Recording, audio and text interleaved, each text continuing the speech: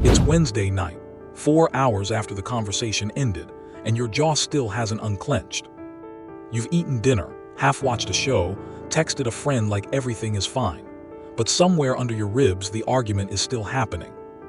You tell yourself you should be over it by now, that other people would have moved on already. But psychology tells a completely different story. There are 6 specific reasons recovery takes much longer than most people think, and none of them have anything to do with being weak, dramatic, or stuck. Here's what your nervous system is still trying to finish long after the conversation is over. Trait 1 is what's called allostatic load, and it means your body doesn't recover from one event at a time. It recovers from a backlog. Every stressor you've absorbed this week, this month, doesn't fully clear before the next one arrives. It stacks.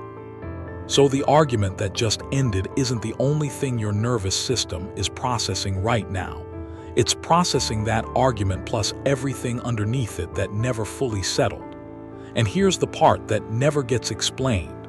The size of your reaction was never really about the argument. It's about how much was already sitting there before it started. That's why a small comment from a stranger can undo you on a Tuesday and barely touch you on a Friday, same trigger, completely different load waiting underneath it. Your recovery time isn't measuring the last event. It's measuring everything you haven't finished processing yet. But even once you know it's a backlog, there's still the question of what's physically holding it there, and that answer isn't in your memory. It's in your bloodstream. Trait 2 is the actual chemistry your body has to clear before it can call itself calm again. When you're stressed, your body releases cortisol, and cortisol doesn't just switch off the moment the stressor ends. It has to be metabolized out of your bloodstream, and that process can take hours, not minutes. But cortisol isn't even the slowest part of this. It's just the one with a name people recognize. So the version of you that looks calm 20 minutes after the fight, the one answering texts, making dinner, sounding normal, is still chemically mid-recovery, running on a clock nobody taught you to read. And the strange part isn't that your body is slow, it's that it's honest. Your face can perform calm faster than your bloodstream can produce it, which means the gap you feel between how you're acting and how you're actually feeling isn't a contradiction. It's just biology running on its own timeline, one your conscious mind never gets a vote in. If this is explaining something you've never had language for before, this channel exists for exactly this. Hit subscribe. Because the next trait is where most people realize they've been comparing their recovery to the wrong person their whole life. Trait 3 is about the brake, not the gas. Your sympathetic nervous system, the part that gets you activated, alert, ready to react, can switch on almost instantly. But the parasympathetic system, the one responsible for actually bringing you back down, works on a much slower dial. It doesn't flip. It has to be gradually re-engaged, often through very specific physical signals, slower breath, safety cues, time without new threat. Here's what nobody tells you about that asymmetry. Your body was never built to calm down as fast as it activates. It was built to activate instantly because survival depended on speed, and to calm down slowly because survival never depended on that part being fast. So if it feels like you can go from 0 to overwhelmed in a second, but need 30 minutes to come back from it, that's not a flaw in the system. That's the system working exactly as designed, just not on the timeline you expected.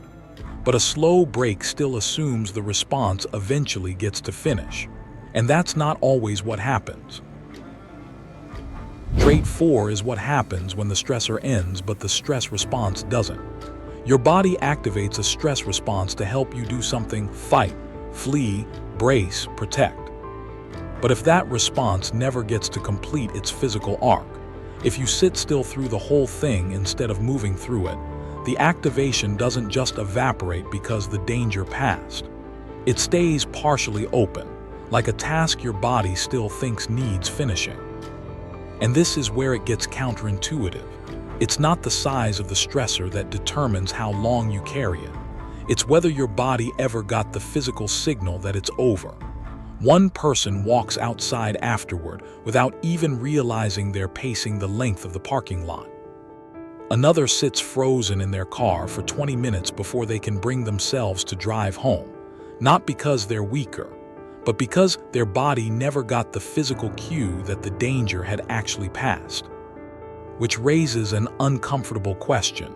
If your body can finish a cycle without you ever noticing, can it also look finished when it isn't? Trait 5 is the gap between what other people can see and what's actually happening inside you. Recovery isn't one event, it's two separate timelines running at different speeds. The visible one is fast. Your tone evens out, your face relaxes.